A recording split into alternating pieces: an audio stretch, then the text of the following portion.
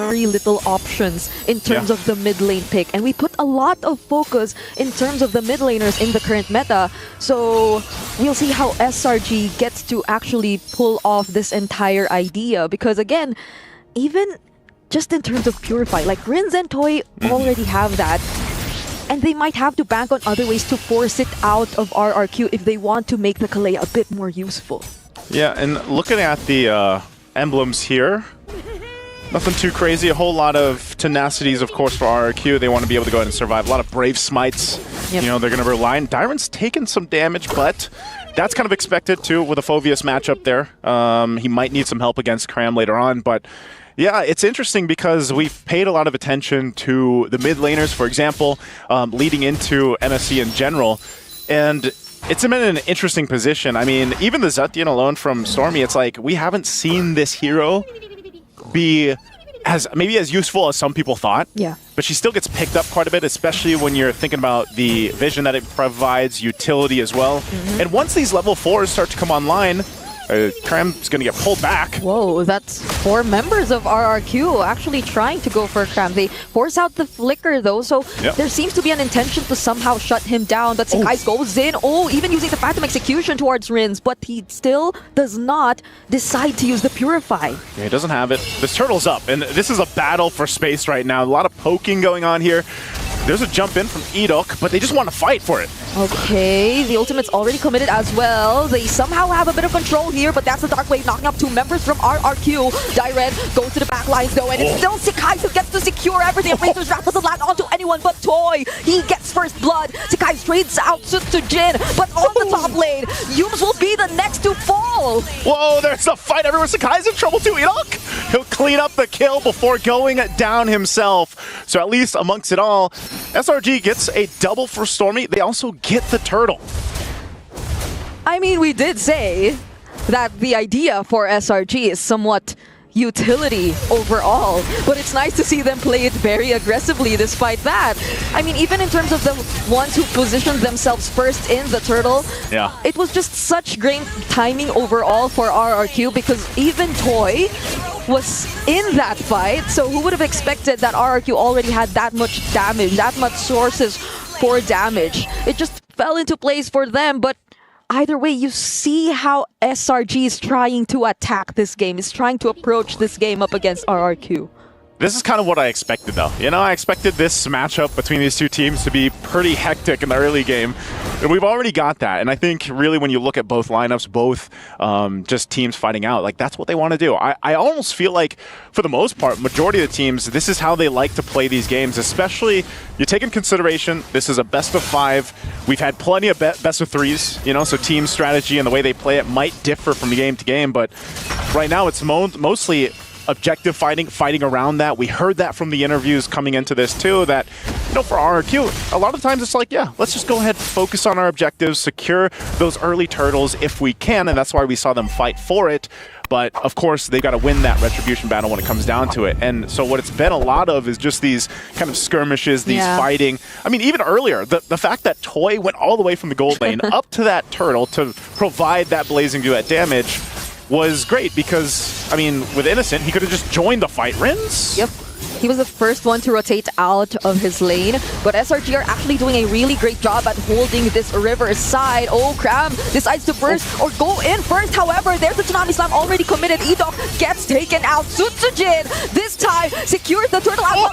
They will land onto Riz and Innocent will be coming on from behind. But the Phantom Execution will be enough. 2-man knockup coming in from the Tsunami or the Tidal Strike. But Yums, he will not be able to sustain all that, but it might just be all worth it for SRG. Yeah, I mean, they'll get a couple kills off it. Of course, the turtle went to RRQ, but because of the extended fight and then Innocent joining in, I mean, crazy to see how this played out. We're going to get a look at it again with the instant replay here, brought to us by STC. But I mean, look at this. This was a fight that you think RRQ is going to win. Susujin gets the turtle. But then because of the spear, I mean, this is a very slow-moving Moskov too, because this is very early on in the game.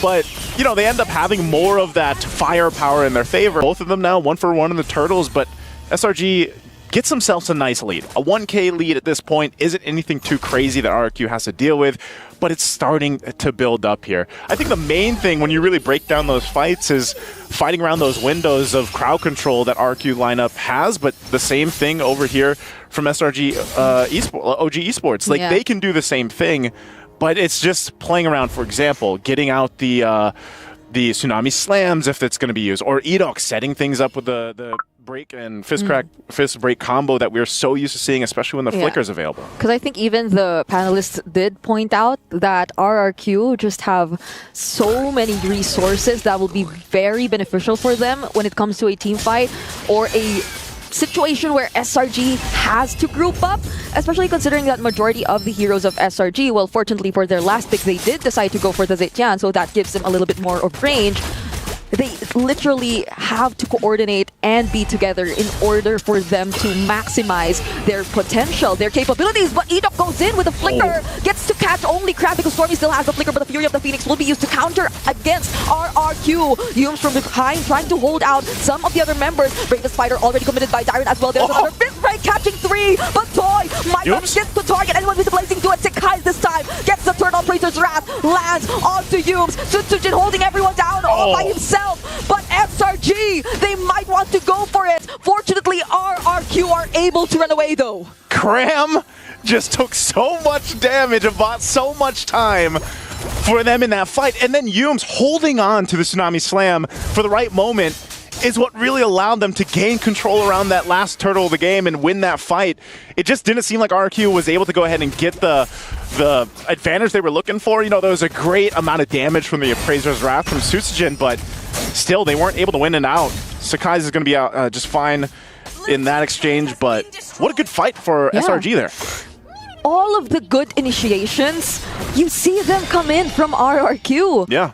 But eventually, SRG OG, they're just so consistent in finding ways to bounce back, to counter-engage up against this team of RRQ, up against all those potential fist break, fist crack setups we see that come in. But there's a conceal play coming in from RRQ. They don't fully commit just yet, though. Yeah, good comms there. You know, they want to go for Innocent. Like I said, you know, leading into this, a lot of people are like, man, you know, SRG OG Esports has this kind of tendency to just rely on Innocent to kind of lock in, pop off later on. Again, he's the only one right now with a Savage for MSC. And so if you could put some pressure there, try to delay him out a little bit, then that might be one of the game plans for RRQ, but he's protected really well. You can see he just goes down to the bottom lane now. Yumes providing so much information. He might be in trouble. Oh, beautiful counter with the Tsunami Slam onto Edok. Now he gets immediately taken down before he gets to do anything. He was right close under the turn as well, but Toy, now with that energy eruption, they find a way to deal with Sekai's. That was a bit too dangerous up against 3 members of RRQ. Yeah, I don't know. Like, Sakai's was like, I got this, and Toy said, no, it's all right. So this is actually probably going to get them the Lord here. There is a trade on the tier 2 turn on the bottom side, but RRQ now going for this. Oh, Spear. Okay, yeah. Oh, we've seen too much. We've seen it too much, Brigida. You know, you kind of hold your breath a little bit. We've seen too many Lords, too many turtles taken with the Spear Destruction from a Mozkov. But RRQ gets themselves a Lord, which is going to be not too devastating, I feel like, again, but they did whittle down some of the gold that was building up here in comparison to SRG.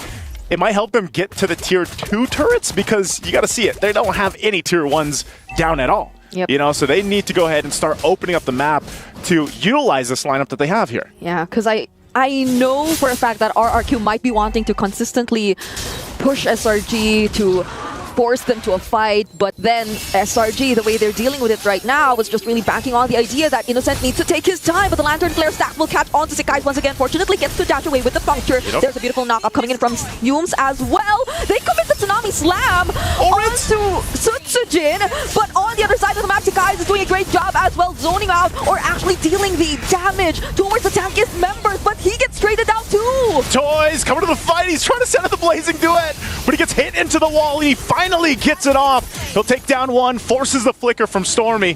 What a fight in the mid lane. Lord finally goes down. So after it all, they get all tier 1 turrets that they need, except the mid one. So it does seem like SRG, despite the presence of the Lord, really wanted to force that fight, be the ones to set things up this time around, but then that caused them a turret, that caused them a bit of casualties here and there. So fortunately, Innocent was there to actually deal with it, but this is where you see... Slow motion. Oh, Enoch! That wasn't slow motion. Enoch's taken out. Okay, another Tsunami Slam will be committed onto Sutsujin. It seems like he's always the target. Now he gets caught. Innocent with the double kill once again, but Graham gets traded out. Yumes doesn't get to jump away. And now Sikai's in too deep with the execution. Might get the kill on Toy, and he's actually able to get the kill. Oh my goodness, what a turnaround! And it was the same thing. Innocent comes in with a Spear of Destruction. Dyron might get sandwiched into here. He's trying to get back to the mid lane, but Innocent's just like, I'm taking this turret. They win that fight. And I mean, look at all the bodies right there. And that choke point is not where you want to be. Good close up to it too. Because that was a fight that's looking one way and then it quickly turns the other. And I guess that's the way it works when you have a Lancelot and then a Mozkov that can work in conjunction with each other here. So you're getting to that point now where a lot of the teams, once they get this, 12-minute plus, Innocent's got most of the items that he needs, he's starting to be a big threat. Not only that though, but if you throw so much at a Lancelot, trying to catch him, you can buy like these windows of opportunity with a Thorn Rose, with a Phantom Execution. Oh. There it is. Another surprise engage. Fury of the Phoenix as well committed just to follow up, but the damage coming in from RRQ! It just seems too much. Toy doing a great job at dealing damage. Innocent all alone up against 4, and he won't be able to handle it anymore. Oh, that was such a good kind of fight back from RRQ. Sakai's still up. He might still try to delay them. It's only Innocent and Cram that are down. So as the 3 are still alive from SRG OG Esports, they can actually delay this and stop them from taking the Lord here. Oh my goodness. That's what they're going to do. They might just get a tier 1 in the mid lane for RRQ. They could start this up, but by that time, Innocent could join this fight with a Spear of Destruction. Cram's already back up, so they'll do everything they can to stop this out. And this has been such a pendulum swinging game of back and forth that you can't clearly say RQ's got this Lord. SRG will fight it out too. So now with everybody back up, they're ready to fight for the Lord here. Yeah, they gotta be cautious. They gotta manage the waves down bottom first. And also be wary of the threat of a potential steal away from the last one. But it burst down the Lord! No steals whatsoever are gonna happen. There's the Blazing Duet once again coming in, however, and it deals enough damage against SRG. They're trying to chase after them. Lantern Flares coming in from Riz, but will he be able to catch up? Innocent, Yumes, and Stormy, they're just able to walk away. As I said, Brugada, it's a pendulum for game number 1, swinging back and forth. Yeah, the Lord went to SRG, but they lost 2 bodies off of that. So this could be cleared out, but this is also the power of Mozkov. Innocent rolls right up top, takes the tier 2 as well, because he knows RQ's got to deal with this. Well, he throws the spear down, but he knows Susujin's there as well. So this is... Oh, it is actually going to transfer on down. Whoa. That is a very brave move, and now with the Blazing Duet, Innocent bursted down. Riz gets the final blow as well, but will he be able to keep himself safe? He will. It's a double for Riz on the Jushin. Hey, I guess they decided let's just go for it. I'm surprised he followed through, but he did have some information that at least Yumes was there, but man, both Wind of Nature's coming in clutch. Toy picks up a Malefic Gun now. This is still an even pretty much game across the board. Both teams really close in terms of turrets that they have, but RQ is going to want to start to go ahead and have these better fights. I mean, a lot of the fights are started up from Yumes. Anytime he has a flicker, even if he doesn't, he can kind of just jump on in, Tsunami Slam someone, and force RQ to fight. And there has been some close calls where it's like, oh boy. Okay. Not even the orange buff comes for free. Kai's, he should get out. He should, and find a way to try and get out, but that 4 members that'll try to pin him down. They definitely do not want to allow him to escape. And that's how many seconds? At least. He will make it in time though, but I feel like those are things you should not be doing anymore if you want to, like, just hold on to whatever lead you had. And I said had because it's gone. It's gone. They had one, but jumps on in. There's the passive though. But it still doesn't keep Stormy safe. Yumes might get bursted down next. Another double careful from Rins. Literally trying to work on that redemption that we've been talking about. At least Innocent is still there though, so they have ways to clear the waves, but RRQ, they'll just go in and take this turret away from SRG. Do they still want to fight this? They're going to jump on in the mid lane anyway. Oh, Energy Eruption used onto Sakai, but they go after Crab instead. Innocent trying to deal with the other members, but it seems like they do not care about the damage. This has been a compounding consequence for SRG OG Esports. It started earlier on with that Spear Destruction choosing to fight, then Sakai's being in that side of the jungle around the orange buff, and now getting punished here. They lose the base turret. RQ's swung 3.5k in their favor, and the Lord is up. They're feeling confident about this. They'll start it up. SRG's going to get in position here. They will force this again, probably with Yumes, but they're going to get caught here.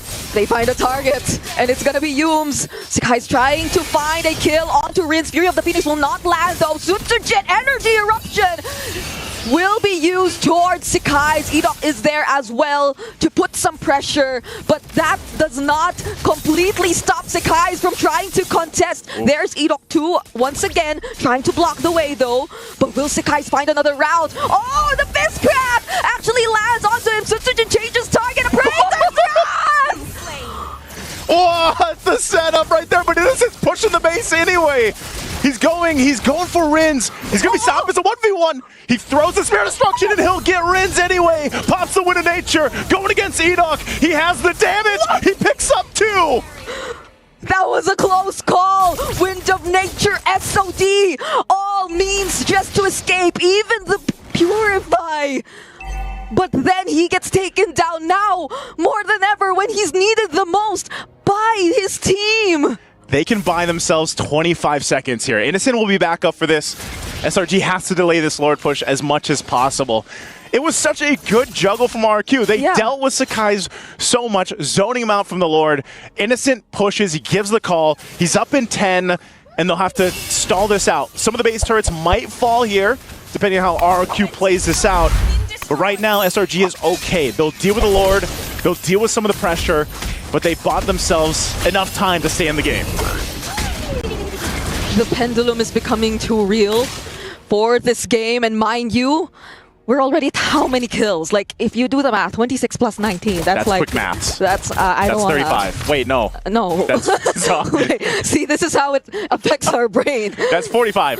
That's how unlimited clashes actually affect our brain. BMI out from Toy. Okay, just to escape the Phantom Execution, so you have to respect the wave clear and the damage coming in from SRG. Is your brain okay, Brina? I hope so. I hope everybody watching this one, their brain is okay, because if it's 5 games of this, that's going to be intense. Conceal's going to be used. Edok lead in charge here. Ooh. Will get stopped with the Dark Wave in his tracks. So right now, this composition is paying dividends here for SRG OG Esports. Like, they're able to stay in this. They're able to go ahead and clear things out relatively well and quickly. And it's actually pretty difficult for RQ to start up a fight. If they have to do anything, it's on Edok. He has to use that conceal like we just saw him, or, flicker on in and set things up. But that's why the majority of this game has all been a decision from SRG. They've been the ones starting the fights. They've been the ones choosing that route. And clearly that can work for them. But I feel like even for RQ, you got to start to transition to be like, all right, how do we make sure we don't get just like pushed off the map from Innocent? Because with that base turret down now, that's something they can play into. Good thing the Lord is on that side and not the opposite side, so that alleviates some of the pressure. Oh, Edok! But even in just the orange buff, they decide to pick a fight. Edok gets bursted down, however, Immortality already popped, and Sakai's will be able to find the kill on the dead! But Toy might just save the game for RRQ. Deals enough damage with Blazing Do It once again. There's the stun coming in from Dheeraj. They go for Crab this time around, but Innocent is just chasing after every single member of RRQ, but still, they find a way. Another bravest fighter in! And they go in, they get the slam on down as well.